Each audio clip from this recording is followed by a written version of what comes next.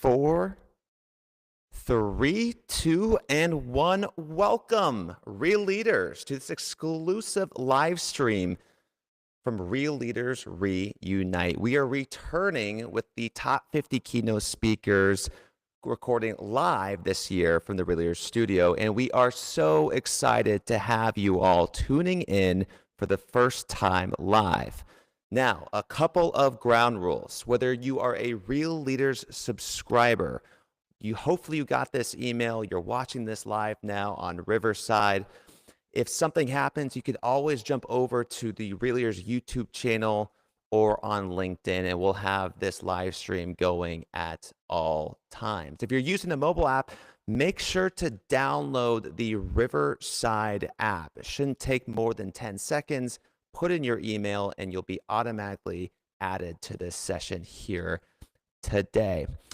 Real Leaders is going live this year. Last year, we went in person here in beautiful San Diego, California, and we had a terrific time. But this year, we wanted to really jump into the live stream space. This is the future of online media. And so what better opportunity to kick this off, this year off, with some of the top 50 keynote speakers. Now, let me just tell you a little bit about this speaker who's coming on here in a bit.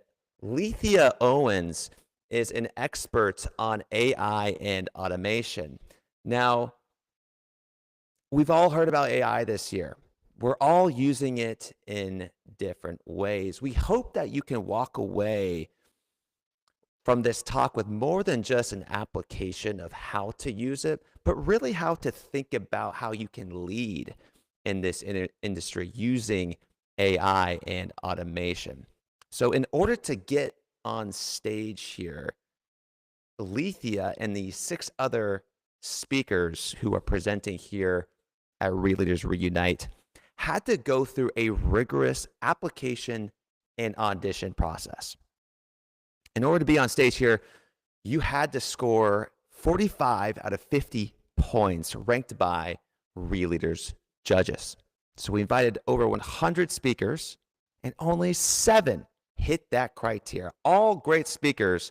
Some were fairly close, but these are the speakers that were selected from our expert panel of judges to speak here today. So it means something for these speakers to be here today. So I want you to give them your undivided attention as we welcome our first speaker, Lethia Owens, to the stage. Now, before we do, we're going to keep her backstage a little bit longer. Just want to give a quick shout out to all of the sponsors who are sponsoring this year's Real Leaders Impact Awards. Real Leaders Impact Awards is more just ranking the top keynote speakers. We also rank the top impact companies, impact investors, impact voices, and of course, speakers that you will be seeing here today. All of them coming together is what equates to what we call Real Leaders Unite, and that, my friends, this year is being streamed live. So in order to put this on, this free event on for you all today, to organize all of this, we just want to give a quick special thanks to all of our sponsors, which are Badger, Don Yeager, Carrie Siggins in the Reflect Forward podcast, Central Reach, Clearinghouse CDFI, Climate First Bank, EvoDrop, Mindus, Molecular Testing Labs, Solace O'Brien, and Smart Tech. Thank you so much to all these sponsors who made this event to be free today, this event to be possible. And without further ado, ladies and gentlemen, it is my distinct honor to welcome Lethia Owens, who's going to be talking today about how to future-proof leadership, how everyday game changers lead in an AI-driven world. Please welcome Lethia Owens. Wow, it's so exciting to be here with Real Leaders. And I have a question for you before we get started. You know, when we think about living and working in this AI-driven world, you know, things are changing faster than we can, you know, even comprehend. I want to ask you, I want to check in with you. How many of you are feeling really excited right now about AI, right? I just want you to think about it. How many of you are feeling really excited? But how many of you are also feeling pretty overwhelmed? Okay, how many of you are actually feeling a little bit of both? I actually live in that camp. I am super excited about the time that we are living in, but I am also sometimes very overwhelmed. And I have to remind myself that there is also opportunity in every obstacle. The rate at which things are changing could pose major obstacles for you, for your organization, for your team, for your ability to meet your objectives, to carry out your mission, and to execute your vision. But what I also understand is when I think about the fact that many of us as leaders are living in the world of both, that is exactly where we should be. Because leadership today is really about that tension, right? Leadership today isn't about certainty. Gone are the days where we could be really certain about anything. We are living in this very unique tension right now of uncertainty, of opportunity, and that could leave us feeling a little scared, but it could also leave us feeling really optimistic about what we can create, what we can do, and what we can accomplish. So here's what I believe after decades of working with leaders all over the world, helping leaders create transformation within their organization. What I've come to believe is that AI will not replace leaders. That's right. I don't believe that AI is going to replace leaders. AI doesn't remove responsibility. And that's what leadership really is. It's about responsibility. What it does is it reveals it. And the question is no longer, can you use AI? The question is, can you hold space for what AI accelerates in your organization and on your team?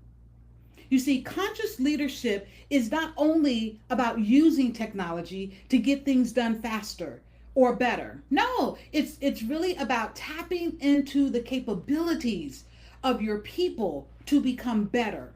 And that is your unique opportunity as you look at being a leader in the age of AI.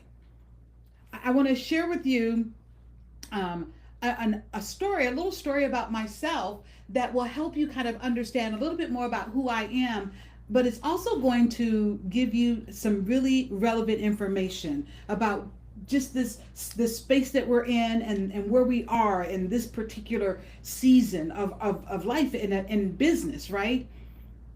Most people look at me today and they're like, oh, Lethia is successful, and they don't understand what I've been through. Have you ever heard the saying that you don't look like what you've been through? Well, I don't look like what I've been through. I tell you that much, right? But I didn't start off with a silver spoon in my mouth. I didn't start off living in luxury. My story was actually much more humble and much more modest. And actually, if I'm being very transparent, it was actually a little bit depressing because my family grew up on the south side of town, and this is a situation where the south side really means the south side, like the side of town that you really don't want to go on after dark. My family grew up in a neighborhood where we were so poor we couldn't even afford to pay attention. And so my beginnings were humble and they were of modest means. And at the age of 14, I ended up dropping out of high school. And here I am now, a teen mom with the world ahead of me, with the poverty behind me and beside me, and no real picture or vision for what the future would hold. And here I am, trying to figure out life. And my mother, who, mind you, only had an eighth grade education, my mother, without even giving any thought to it, like without really contemplating it much, and I'm sure she probably did that in private, but to me, what I experienced was watching this woman who had an eighth grade education, who had worked really hard to move up inside of a well-known grocery chain called Kroger's and become a bookkeeper. Now that's unusual for someone who did not have a high school education, but I watched her work hard and lift herself up and bring herself to this place where she had people who trusted her, people who she led, and people who depended upon her. But when her daughter was in trouble, without even giving it much thought or without a blink, she quit her job. She quit her job and then pursued a job at night as a security guard just so I could go back to school. And my mother is the first game changer I ever met. So when I talk about being an everyday game changer, I just want to make sure you understand what I'm talking about, because I believe that every leader has an opportunity to be a game changer. And you have this unique opportunity, and might I even say responsibility, to develop others who embody, who embrace, who accept that they too can be game changers. Imagine what your organization could accomplish. Imagine what you could do. Imagine how your clients and your customers would benefit if everyone on your team saw themselves as a game changer. Well, my mother was the first game changer I ever met, because I watched this woman consistently make decisions and choices in her life that were about elevating me, about elevating our family, about elevating people in our community. And that, my friend, is where my understanding, where my knowledge, where my belief about being a game changer was born. Now, here I am, this high school dropout who now returns back to school. I meet another game changer. My junior year in high school, I meet this gentleman, pretty handsome gentleman, might I add, and we became friends, and then he became my boyfriend. And he, my junior year, kept telling me that I need to study for the SAT. Now, remember I said that we were so poor I couldn't even afford to pay attention? Well, I don't know where this dude thought I was going to get money to go to college. No one in my family had ever attended college. My parents hadn't talked to me about college. It was just like a given that that is not in the cards for me. And instead, I decided that I was going to become a cosmetologist. Yeah, I was going to become a cosmetologist. That was my dream. But every time I asked this boyfriend of mine to take me to the movies or to take me to the mall, I would say, Andre, would you take me to the movies? And he would say, yes, after you study for the SAT. Really? Andre, would you take me to the movies? Would you take me to a restaurant and take me out to dinner? Sure. I will take you as soon as you study for the SAT. You study for an hour and then we'll go out to dinner.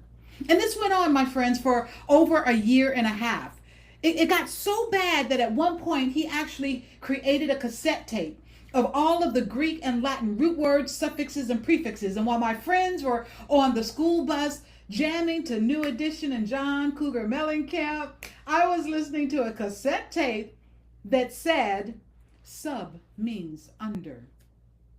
Re means to do again. Come on!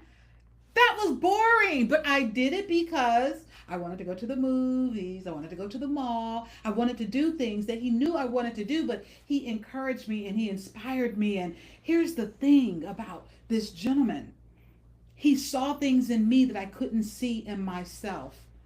And as a leader, as a conscious leader, a leader who cares as much about their people as they care about performance and profit, he looked at me, he reached inside of me, and he saw that thing that was possible inside of me, and he decided that he would cultivate it. He decided that he would nurture it, and he decided that he would inspire me to step into the fullness of who I could be. Well, it came time to take the SAT, and I don't think I told you this, but I had a teacher that when I did drop out of high school, Mr. Wilder, he looked at me when I told him that I was dropping out. He said, Lethia, you'll never amount to anything. And it was like someone had kicked me in my gut. For someone to say and to believe that I would never amount to anything, that I would never be able to be successful or to have a productive life or to matter. Those were hard words to digest. And Mr. Wilder is someone that I'll never forget. And he said to me, Lethia, I wouldn't be surprised if one day I heard that you were on welfare or that you were selling blow. That was his perception of who I was. Well, I was a CD student. I mean, come on. I mean, I didn't give him much to work with, right? I was a CD student before I dropped out of high school. But when I returned, I was a little bit more focused and I was a little bit more determined because I had people like Mr. Wilder telling me that I would never amount to anything. And I did have this really awesome side hustle in high school. I sold blow pops out of my locker.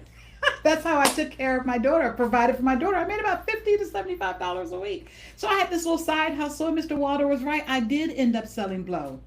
It just wasn't the kind that he thought. I was selling blow pops, right? So one day, Andre, he tells me, "Hey, it's time to take the SAT." And I say, "Okay, I'm ready." And he says, "No. You have to pay for this. Your parents have to register you." So I go to my parents and I say, "Mom, hey, I need you to register me to take the SAT." And my mother, being, unaware, not knowing anything about college, she says, "What?" I said, "Yes, I need you to register me to take the SAT." And she said, "Look, honey, I don't have any money for an STD test." And I said, no, I don't need an STD test. I need an SAT test. And she said, "I don't know what that is either. I'm trying to decide if I'm going to buy toilet tissue or groceries. So no to the test. I mean, what is it anyway, right?" So she kind of brushed me off. And I went back and told my boyfriend, "Oh, I'm off the hook. I can't take the test because my mother doesn't have any money." And he said, "No worries, I'll pay for it." Okay. So he pays for it. Well, time goes on, and I have this really amazing side hustle that I told you about with the blow pops, right? I was like the queen of the blow pops in my high school. And one day, my senior year, I actually get called to the principal's office. And I'm starting to think to myself, who in the heck snitched on me? Somebody must have told that I'm selling blow pops out of my locker, and this is bad because if they talk about the blow pops, if they catch me with the blow pops in my locker, I'm not going to be able to graduate. Like, how am I going to handle this? What's going to happen? And so I'm so nervous. I had never in 12 years ever been to the principal's office, and so now I'm nervous and I'm jittery and and I say to myself, don't snitches know they end up in ditches with stitches? Who told on me? And I'm racking my brains trying to figure out who snitched on me. So I get to the principal's office and I open the door and I can see her standing at her desk. And I say to myself, wow, this is serious. This is really serious. And then as I open the door all the way, I see this gentleman in a fine blue suit. And I'm like, they called the school board. How am I going to get out of this? And I'm thinking and contemplating. And before I could even properly introduce myself, the gentleman says to me, "Lethia, I have a near perfect SAT score right here, but no college application. What gives?" Woo! It's not about the blow pops. I was so relieved. It's not about the blow pops. Okay. And so I get myself together and I said, "Oh, sir, that's simple. I'm not going to college. I'm going to be a cosmetologist." You got it, right? And so he looks at me in disbelief and he looks at my principal and he's like, okay. What if we give you a full ride, he says. I say to myself, what is he talking about? And then I say to him, "Look, sir, I just met you. I'm not getting in a car riding with you anywhere." He says, "No, that's not what I'm talking about. I'm not talking about you getting in a car riding with me. I'm talking about a full ride scholarship." And I think to myself, full ride scholarship? I know what scholarship means. He says, "You go to college, we pay for everything. Can you do that?" I'm like, yes, I can do that. Absolutely, I can do that. And I do it. Not only do I go to college, but I end up graduating with honors, with the highest GPA in the math and computer science department. I get a undergraduate degree in computer science. I go on to get a master's in leadership. And then I go on to earn or to be honored with 2 honorary doctorates. And now I'm studying at Harvard. I'm studying AI and automation at Harvard, right? So I've gone from this little girl who was too poor to even pay attention to a woman who has had a rich life of accomplishments and experiences and traveling the world, getting to to teach people and to help people like you, all because a gentleman saw something in me and decided that he would be an everyday game changer. You see, I call it everyday game changer because you get to be a game changer. You get to be a game changer, and you get to be a game changer based on your decision that your life matters. See, Mr. Wilder, he didn't have the power to tell me that my life matters. Only I get to decide how my life will matter. Only you get to decide how your life will matter. Every day you are building a leadership brand, and people are forming decisions about who you are, about whether or not to trust you, whether or not to follow you, based on what you show them and based on how you show up every day.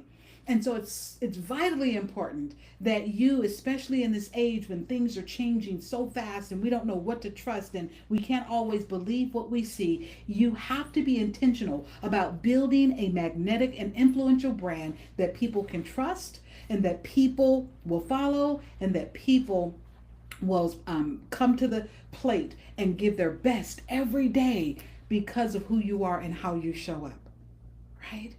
Well, I often tell people, hey, look, I'm no dumb chick. I married that handsome hunk of chocolate. And Andre and I have been married for over 33 years now. And it has been an amazing journey. And I'm really excited that, as we talk about this idea of leadership, I want you to know that my mother and Andre demonstrated leadership before a title. Before a title. They demonstrated that they had a game changer's mindset before they were ever given authority or permission to do so. And I just want to tell you that the people who are on your team, the people in your organization, in this moment right now, they're asking themselves questions. You have smart people, you have capable people, you have people who want to do more and be more and to contribute more, and they're asking themselves questions like, where do I fit in all of this? They're quietly asking themselves, how do I keep up with all of the changes? Do I still even matter in a world that's moving so fast, right? And it's up to us. It's up to us to be able to be that echo, and it's up to us to be able to see in them what they can't see in themselves, and to be able to echo to them and help them to understand the power that they have inside of them to show up in this AI-driven world and be a game changer. I have spent decades helping leaders navigate disruption. I was leading digital transformation well before it was ever trendy and popular. And here's what I've learned through experience. Technology never fixes leadership problems. It magnifies them. That's right. Technology not only reveals opportunities, but technology also amplifies them. So when I think about AI, and as we entered this AI conversation, I wasn't interested in tools first. How could these tools help me to be better and to do things faster and to move the vision along more efficiently? That wasn't the only thing that I was interested in. I was interested in how could these tools help me help my team to be more technically, more operationally, and even more emotionally better equipped to do our job. Everyone on your team has the ability to become a game changer, and they need help. They need help seeing themselves in their blind spots, and that's where you come in. I'll never forget this woman named Dixie Axley. I was at State Farm on what they called, I had been identified as a hypo, not a hippo, a hypo, a high potential. And what that meant was they had identified that I was someone that was management material. And so they put me in a program that was designed to accelerate my climb through the corporate ladder, right? And so they paired me up with a VP level mentor, and Dixie Axley, I was in IT, Dixie Axley was the VP of Learning and Development. And Dixie, for 2 years, mentored me. coached me, developed me, poured into me, reminded me that I am a game changer, reminded me that I have the ability to do great things. And every day I came to the table at State Farm, I came with the intention of changing the game, bringing the best that I had to the table. And right now, with all of the advancements and all of the changes that AI and technology are causing and the disruption that people are experiencing, and sometimes even forced displacement, these are uncertain times for a lot of people. They're uncertain, and emotionally, as a leader, you have to understand that emotionally, your people have questions, they have feelings, they have fears, they have challenges, and they have questions. And how you deal with them is going to matter more than what you give them with regards to a tool. And so, working with Dixie Axley for 2 years, this woman took every opportunity she had to stretch me, to challenge me, to help me to grow, and to help me expand my thinking. She would say things like, Lethia, I want you to become a certified coach. Okay, not sure how I'm going to use that, but okay. Lethia, I want you to become a certified Dale Carnegie master trainer. But that's not part of my job, but okay. Lethia, I want you to go to Huntington Beach, to our office there, and I want you to teach or speak on this leadership topic. All right, I got a master's. I think I can do that. And so there were all of these opportunities that she provided to me. And one day, 2 years later, Dixie Axley sat me down and she said to me, she looked me square in my eyes and she said, Lethia, you are bigger than any opportunity State Farm could ever provide to you. You were meant to speak, to teach, and to transform the world.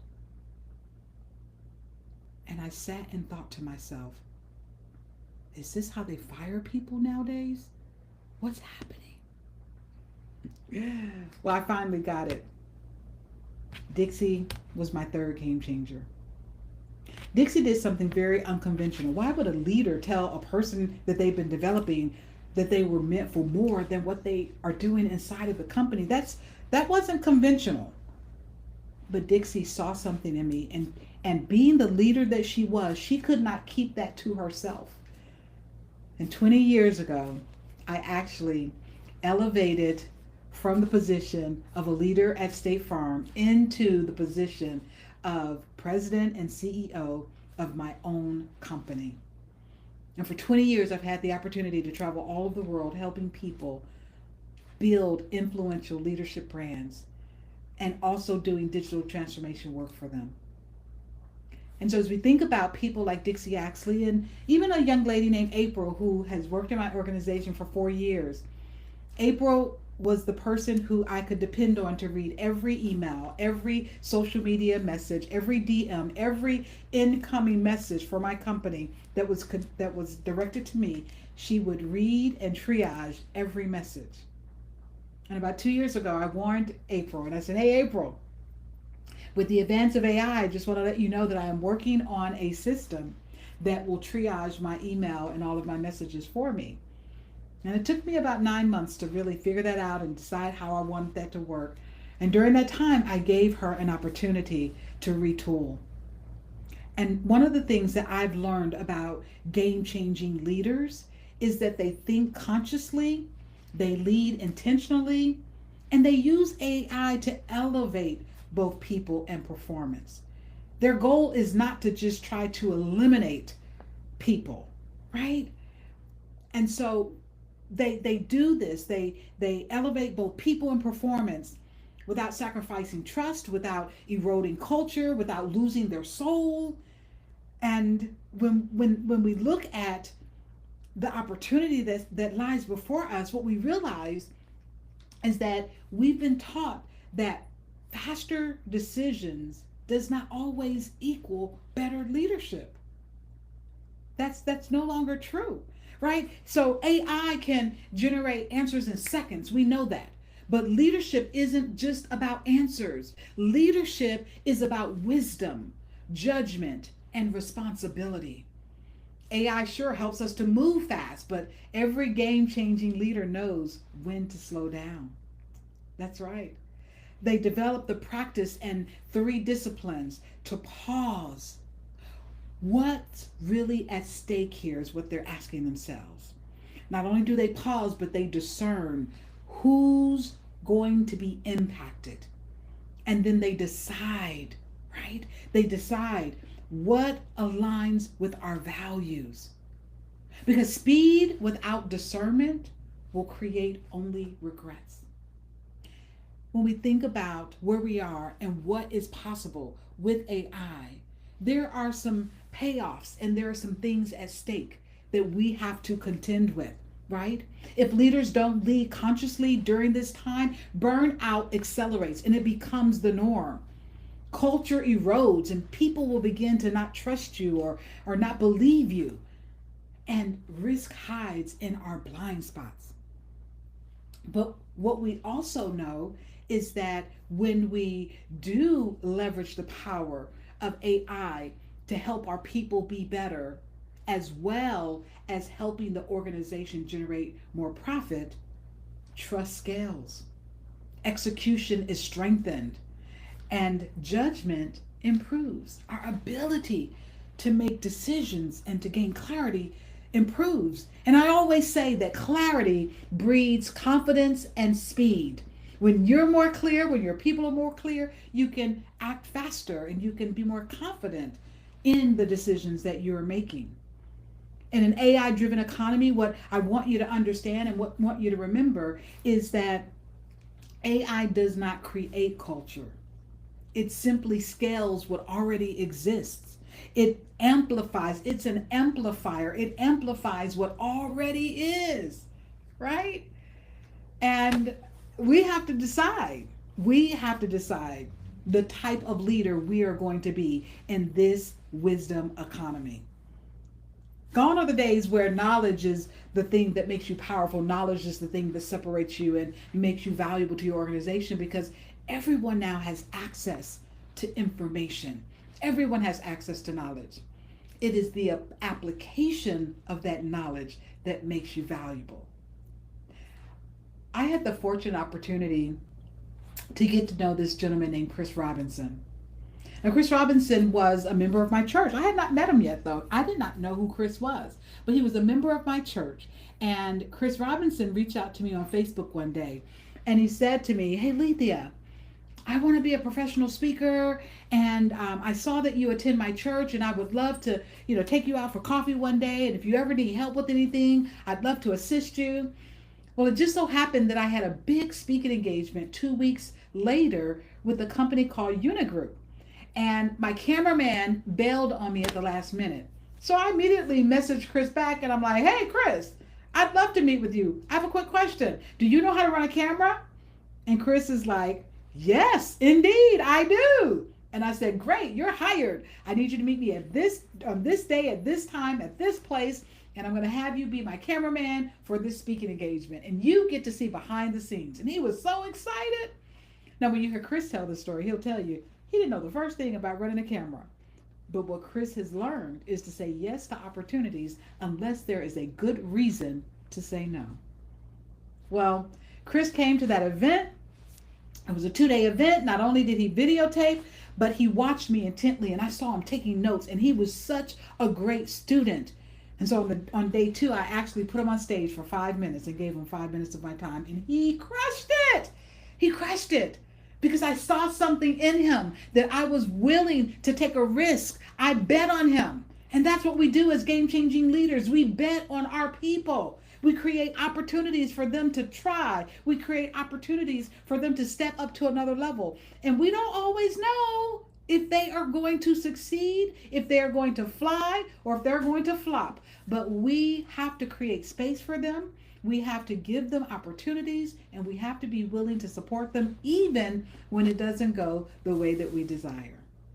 And so Chris, for several years, almost 3 years, walked with me, and I mentored him, and he did everything I asked. I didn't give him shortcuts.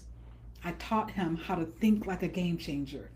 I helped cultivate his mind. I challenged him and stretched him, and I helped him to develop a belief system that he could and would be successful. And I'm going to tell you, this came at a time when things were really tough for Chris. He had just lost a multi-million dollar company that he was the founder of. Company closed down because of one governmental regulation that was put in place that eliminated his source of leads and his source of marketing and selling in his business. Had to sell his home, and he lost more in the sale of his home than my home even was worth. And so this was a very tough time for Chris. And I remember being at a Panera Bread Co. where we would meet to do our mentoring sessions. And Chris came, and I saw him. I think I was getting out of my car at the same time. So we were in the parking lot. We had not even yet made it to Panera. And as we were going to St. Louis Bread Co., I come over to his car, and Chris has this little tear right here. This little tear that just would not fall. And I could just see it welling up in the corner of his eye. And I'm like, Chris, what's wrong? And he says, Lethia, my wife is pregnant. He wanted to be happy. And I could tell that deep down inside he was happy. But here he is living in his parents' second home. Here he is having sold his home and kind of being reduced down to almost nothing, he said. And now here he is on the verge of becoming a father again to twins. Twins, mind you, when he already has triplets and a single birth child. Here he is now facing being the parent of twins. And so that little tear, I could tell he was so scared, and he was at the end of his rope. But knowing what I know about Chris, and there are people that work on your team, you know some things about them that they don't yet know about themselves. But I looked at Chris and I said, Chris, I'm going to tell you something that unfortunately is not going to give you any comfort today. But I'm not worried about you. I see greatness in you. And I know great things are going to come from you because you are that kind of man. And I held space for him, and I encouraged him, and I supported him, and I pushed him, and I created stages for him. And I did all of those things because I bet on him. And something interesting happened, as it always does when we do this for our people. Years later, get a tap on the shoulder, phone call. Chris says, hey, Lethia, I'm now the VP for the John Maxwell certified team. And we need someone to help us with branding and marketing. And of course, you are the first person that I thought of. Would you consider coming on board to help us with our brand transition and our marketing development? What? I mean, I developed a digital marketing agency kind of as my side business. It was my second business. My main business was professional speaking. So this was kind of weird to get this opportunity. But someone I'd invested in years earlier, it came back full circle, and I was able to be a part of the team that took John Maxwell from a persona brand, the John Maxwell Company, into a principle-based brand of Maxwell Leadership. And for 2.5 years, I got to lead the marketing efforts for one of the most amazing leaders on the planet. Actually, when I quit my job and I left corporate America, I said under my breath, one day I want to be like John Maxwell and Kim Blanchard, except the female version. And then I discovered that I just need to become the best version of myself. But that kind of tells you how much I admire John Maxwell. And here I am now, directing the marketing, scheduling John for interviews, scheduling John to come into the studio and to shoot content for me so that I could market his company, his services. It was a dream come true. But beautiful synchronous things like this happen because of how I show up every day. Serendipity is good fortune. And we have the ability to create more good fortune in our lives by how we choose to show up and lead every day. And that's exactly what I did with Chris, is I created good fortune. Now, as we think about this opportunity for you to create more good fortune with your team, and for you to create more good fortune with your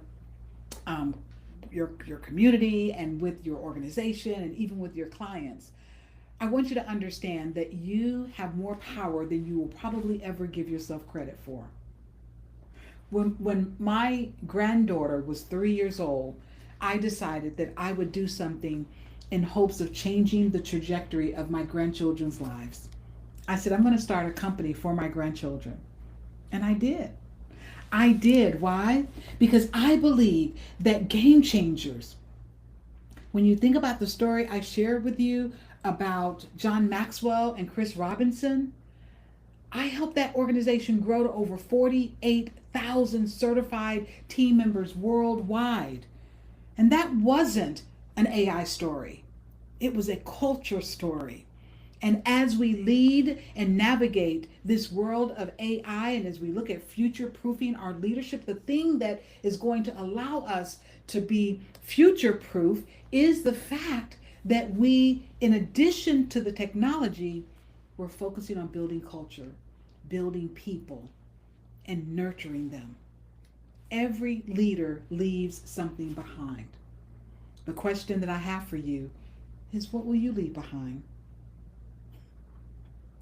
When I started the company for my grandchildren, which is now called Next Level Biz, I decided that they would be required to start working in the company at the age of 6. You don't tell the people who are over the child labor laws, like, don't share this video with them, right? But my grandchildren were required during the summers when they would come live with me, they were required to work in the family business. And they did that every summer. But the first summer that my grandson William worked, I would always pay them daily, and I would pay them in $1 bills. They got paid $10 a day.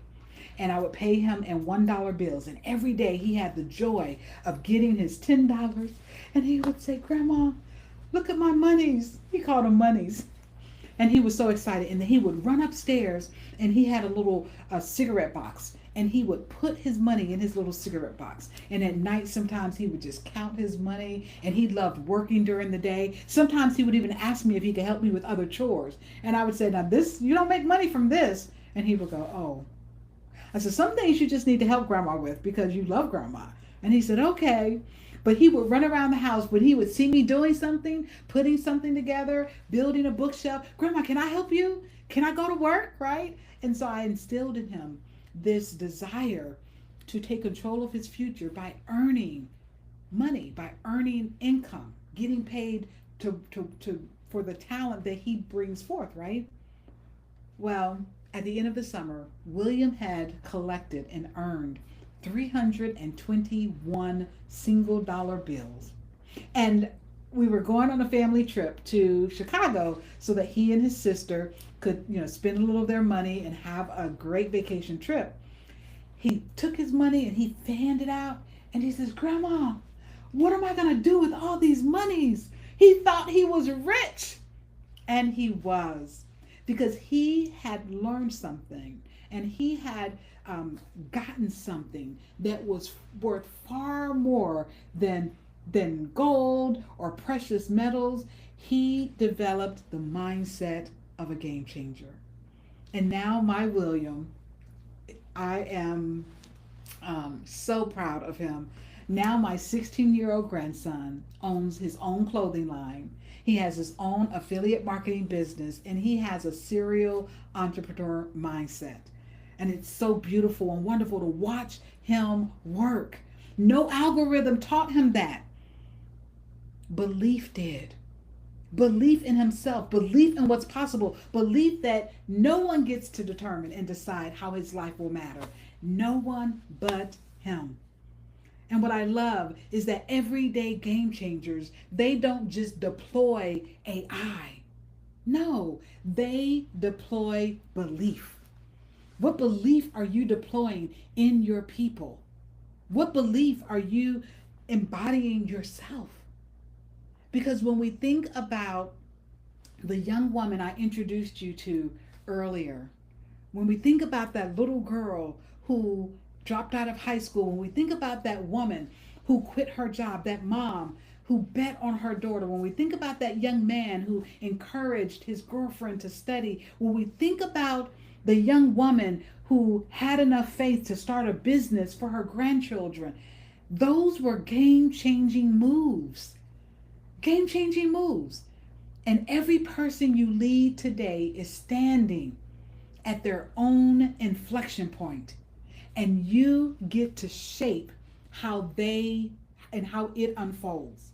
And I want to encourage you to never lose sight of just how much your words, your actions, and what you say to people matter. You get to help them when at their point of inflection. You get to help them make a better decision, turn right when everyone else is going left, and to believe that that more is possible, that they can accomplish more than they have ever dreamed. My limited belief was that I could be only a cosmetologist, but others around me saw that I could become a computer scientist. So here's my challenge for you today. As you think about the people that are following you, the people that you have the privilege and opportunity to lead, my challenge for you today is I want you to make one conscious decision where culture matters more than convenience. I want you to invest in one game changer, one everyday game changer in your community or in your organization who reminds you of who you once were. And as you think about this and reflect on this and step into the reality that you can make a difference by doing this, I want you to know that you don't need permission to lead differently. You don't need to be perfect to make a difference. You don't need to have all the right tools to build trust. And you don't need to choose between innovation and humanity. You get to choose both. Because as a conscious leader who's choosing to build an organization of everyday game changers, you are already equipped to lead consciously. And the future is better because you will it to be. It has been my honor and my pleasure serving you today. May all you desire be the least that you receive. Please, I want you to embody this message, and I want you to be committed to changing the game every day with courage and conviction.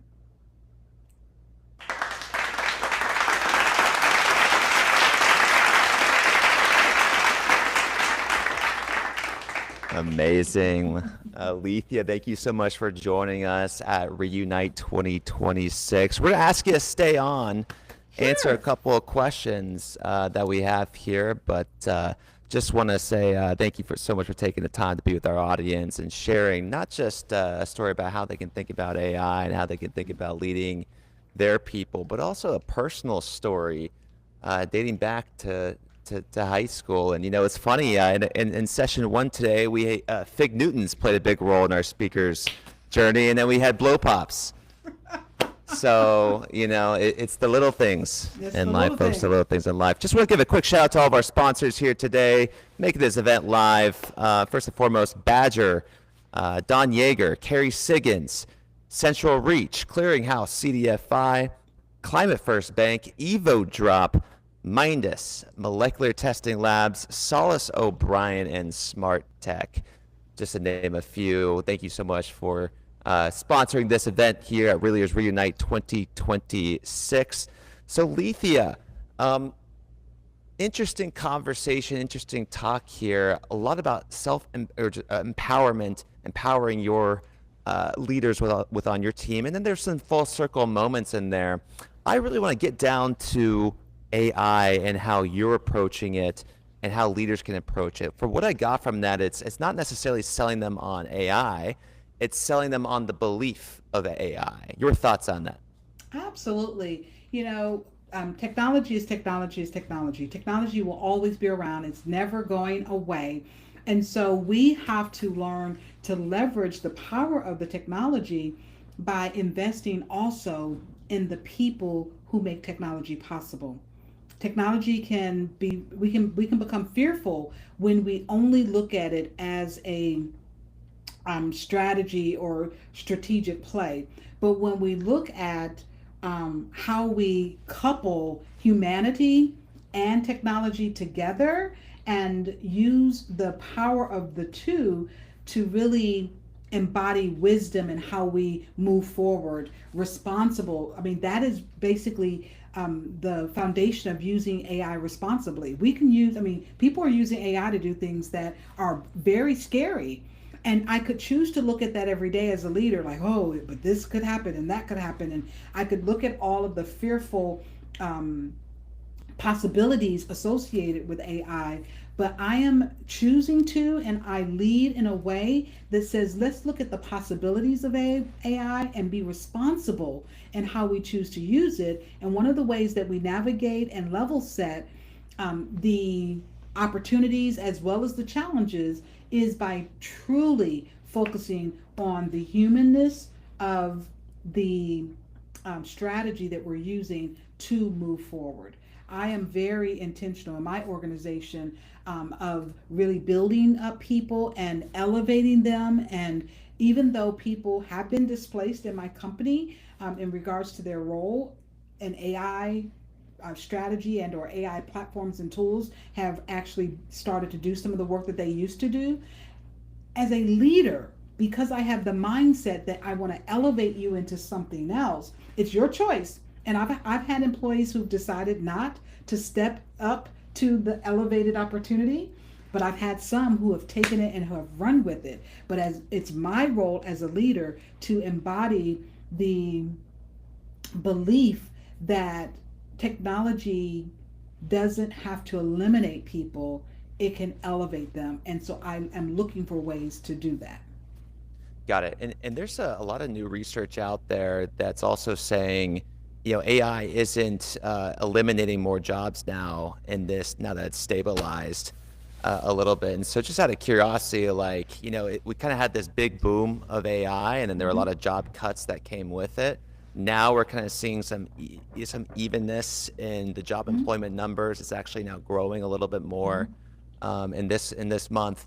Um, uh, uh, so again, just hit on the message here. What are employers looking for out of employees, and what is their mindset that they need to have in order to stay relevant, make sure they're tech first, and make sure that they're not influencing or creating a culture of AI or tech over people? Right.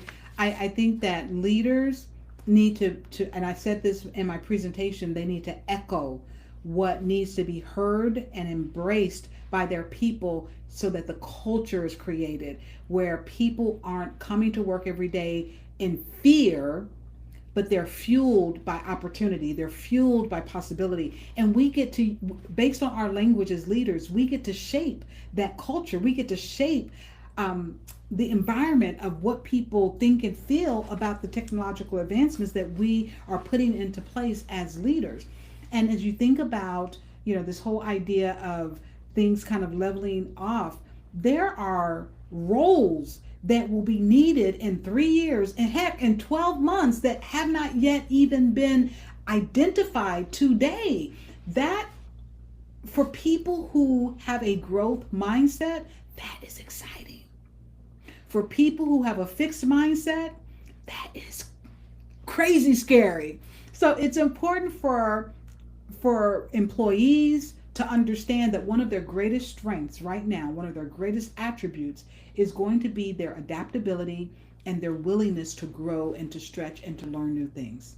As leaders, we have to create a culture where we are willing to bet on people, give them space to grow, to try, to expand, and make it safe for them to do so. Nobody wants to try something new or to stretch or grow when their job is going to be on the line or there's risk and they're going to get their necks cut off, right? We want them to know that we want them to be more innovative. We want them to be curious. We want them to be more creative because that's how we're actually going to step up and elevate ourselves and the organization to be able to leverage all of the technological advancements that are being made available to us. I love that. And Lethia, I know because you run an AI and an automation consulting firm or marketing agency as well, that you yourself are deep into AI. And of course, it starts at the top. If we're going to be asking employees to do the work and put in the work to learn AI, we ourselves also want to understand it to see its full potential. How are you understanding AI, learning about it, absorbing yourself in this world? Absolutely. Number one, I am a ferocious reader, and I spend about it was two for the last couple of years. It was about 2 hours a day just watching videos every day as part of my learning and development to understand what's happening, who are the key players, who should I be listening to, who are the people shaping where we're going. So I've invested a lot of time and energy to increase my knowledge and my awareness and understanding so that I could take that knowledge along with all of the years of experience that I have and use it as wisdom to show up with wisdom in the consulting that I do and in the workplaces that I get a chance to speak in and lead. And also, like, I get to go to Cancun next Monday for a week with my mentor. So I'm investing in programs. I'm going to AI Unleashed next week in Cancun, and I'll spend a whole week masterminding with other AI practitioners around the world. I signed up for Harvard's certificate in data science and artificial intelligence as a way to elevate myself and to stretch my knowledge and understanding. So investing in yourself is one of the key ways to really make sure that you're not being left behind. And that's what I do. I expect my employees and I expect my team members to do that, but I have to do it first. This morning, I was working with one of my overseas team members, and I shared with him that I had just released this new software, and it's a part of our work that he does not get to do. And he said, Lethia, I would really love to learn that. And I said, wonderful. We're going to add that to your development plan, and we're going to focus on having you actually spend some of your time working on this new technology, because it's just going to strengthen us that you want to be tooled in a new area.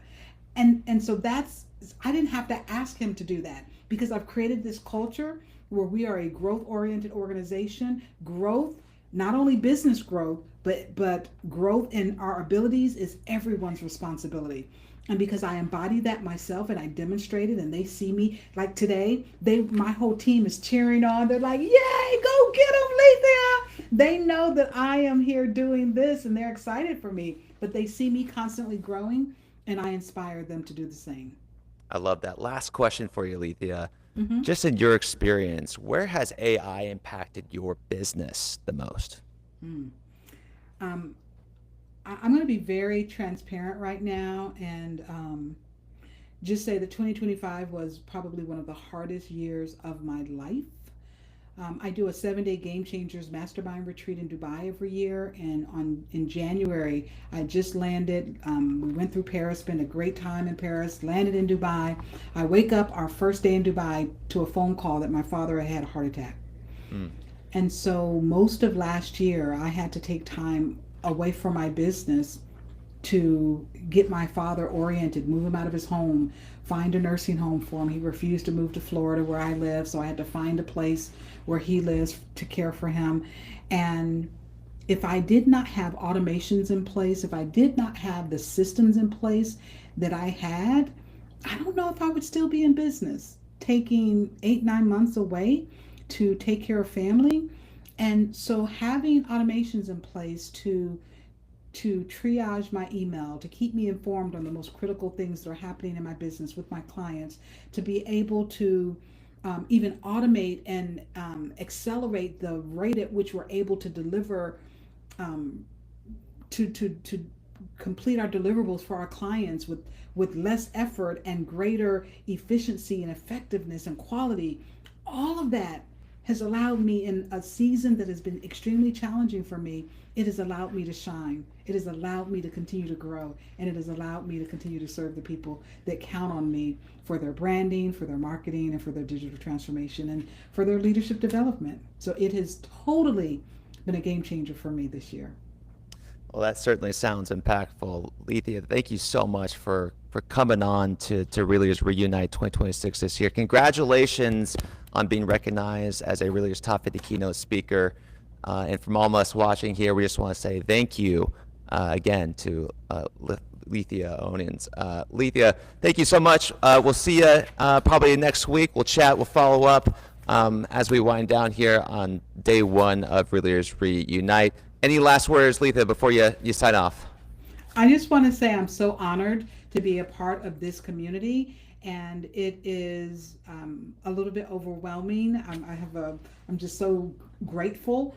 There's so many amazing people who are in this community, and I'm just so looking forward to getting to know everyone and serving the community as I grow alongside of everyone.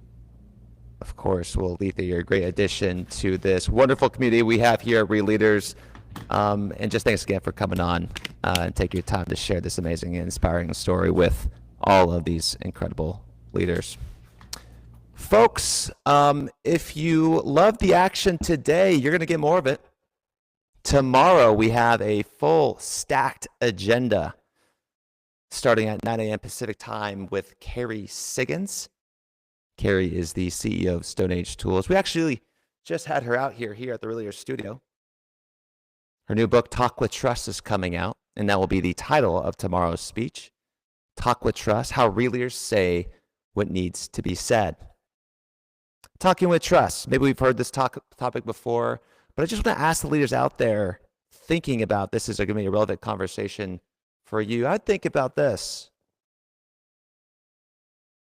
What's one conversation you need to have with someone in your company, and why? What's one difficult conversation you need to have with someone in your life, and why? Is it a business partner, a life partner, an employee? When we ask that question in our forums, everyone has an answer.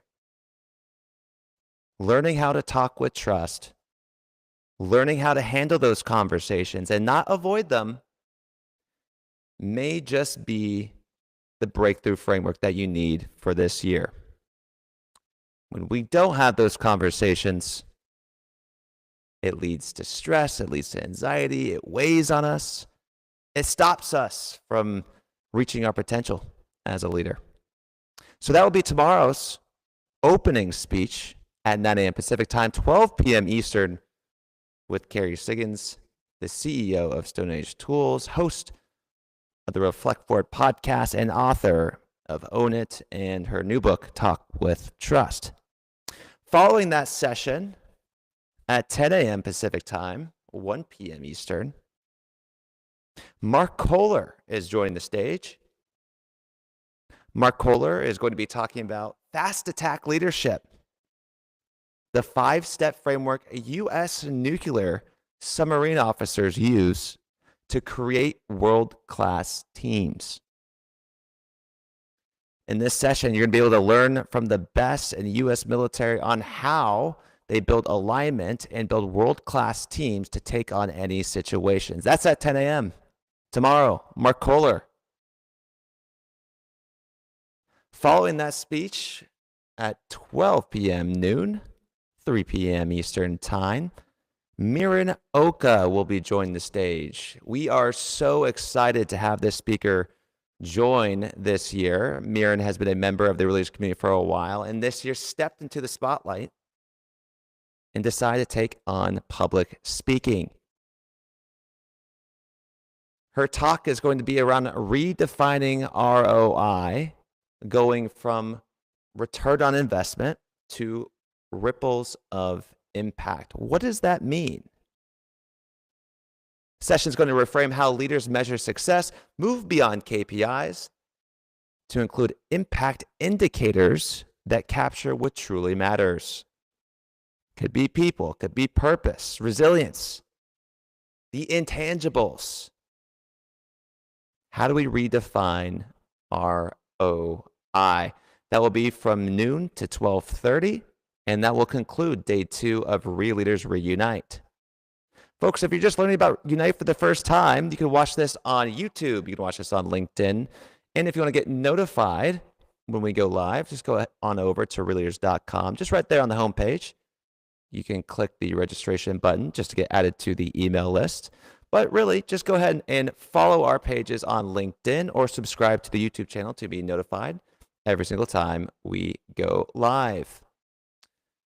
On day 3 of Unite, that will be wrapping up, we are inviting an exclusive invitation-only event starting at 9 a.m. Pacific time for the CEO Roundtable. This is only exclusive to Real Leaders members and Impact Award-winning CEOs. So if you are one of those CEOs, don't make sure to miss that opportunity. And then at 1 p.m. Pacific time on Friday, January 23rd, we are ending with Don Yeager, who will be touching on what makes the great teams great, followed by Simon Maywaring at 3 p.m. Pacific time, 6 p.m. Eastern on leading with impact in turbulent times. That's it for today, day one of Real Leaders Reunite 2026, where we are returning with a live stream virtual session for all you out there. We'll be posting clips all day long, recapping all of these events. So if you missed any of these sessions today, don't worry, you can access them here on YouTube or on LinkedIn, and they will be clipped on all of our social media channels to make sure that we highlight the best parts from today's amazing speakers. Thank you so much to Kate Williams, who joined in session one today.